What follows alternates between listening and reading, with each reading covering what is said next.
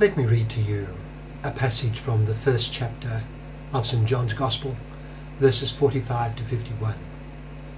It's the Gospel for the feast of St. Bartholomew on August the 24th. St. Bartholomew is the Nathanael of the first chapter of St. John's Gospel.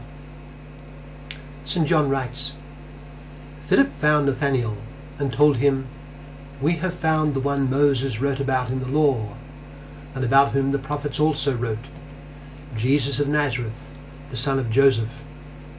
"Nazareth? Can anything good come from there?" Nathanael asked. "Come and see," said Philip. When Jesus saw Nathanael approaching, he said of him, "Here is a true Israelite, in whom there is nothing false." "How do you know me?" Nathanael asked. Jesus answered, "I saw you while you were still under the fig tree, before Philip called you." Then Nathanael declared, "Rabbi, you are the Son of God. You are the King of Israel." Jesus said, "You believe because I told you, I saw you under the fig tree. You shall see greater things than that."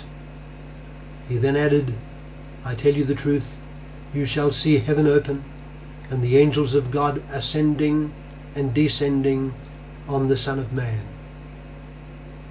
That's from John chapter 1, verse 45 to 51, for the feast of St. Bartholomew on August the 24th. I would suggest we notice how encouraging Christ is. What do I mean? Let me begin this way. If there is one thing which a familiarity with the lives of the saints brings home, it is how very different they are.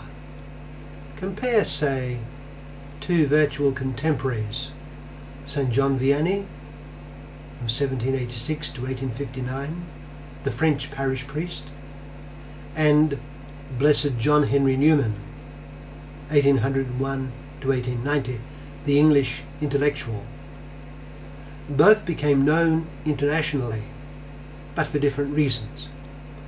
People came from distant places to consult the holy Cure of Ars as early as 1827, over 30 years before his death. By 1855, 4 years before he died, the number of pilgrims had reached 20,000 a year.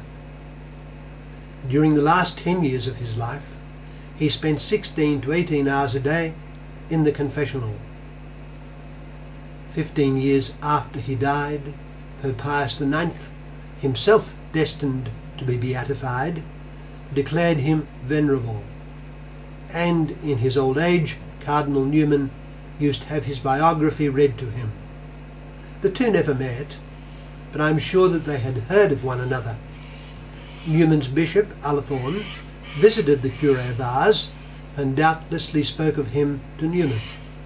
And in any case, the Cure of Ars had a European reputation for holiness.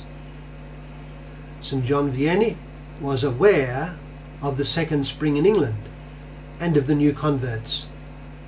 When Newman went to Rome at the end of 1846, he was well known among European Catholic circles. He was also known to the Pope himself. How different the two were, though. Newman had gained a national reputation in England by the mid-1830s as a religious thinker and writer, and this continued unabated till his death. He was the champion of the conscience, of the true church, and of dogmatic truth. I mention these two saints merely to make the point I introduced, that the saints are so very different in personality and path. But there is one thing they have in common. Their hearts are more and more filled with love, even if the way this love is shown varies enormously. This Christian love, directed in the first place to God, is directed also to neighbour, and those who encounter the saints know their love. Now there is a special feature of Christian love which I would like to highlight because it appears in our Gospel passage today that I read earlier. The love of the Christian saint is supportive and encouraging. it affirms goodness and it encourages greater goodness. Let me illustrate this by referring to another saint, one who lived in the century following that of Vianney and Newman. There are many documentary films of the Spanish priest Saint Josemaria Escriva, who lived from 1902 to 1975, addressing crowds of people in different countries.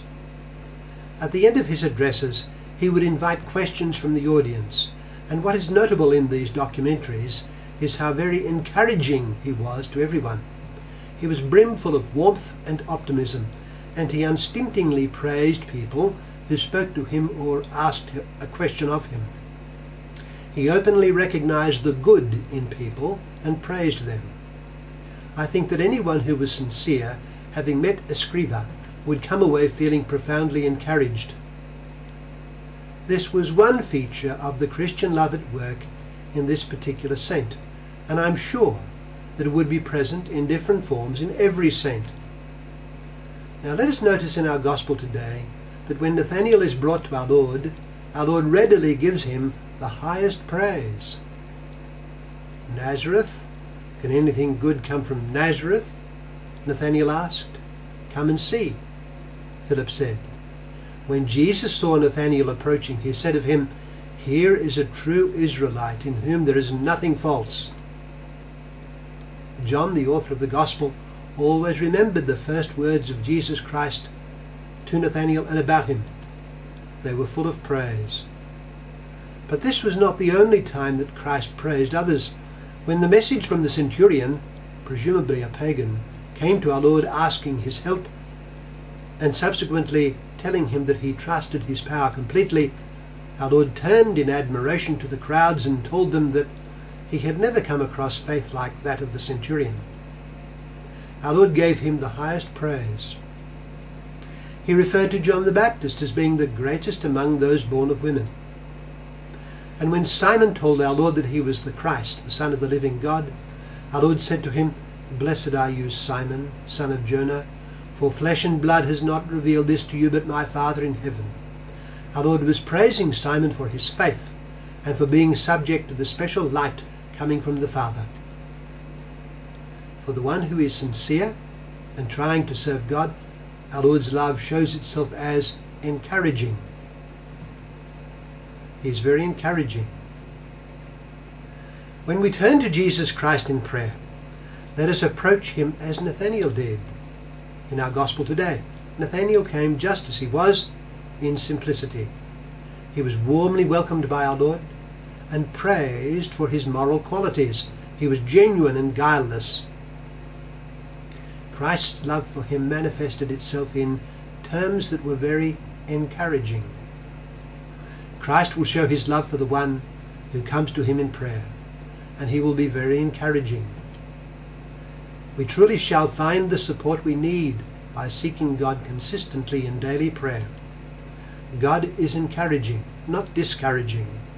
We discourage ourselves, and perhaps others do also, but God does not discourage us. Let us trust him then.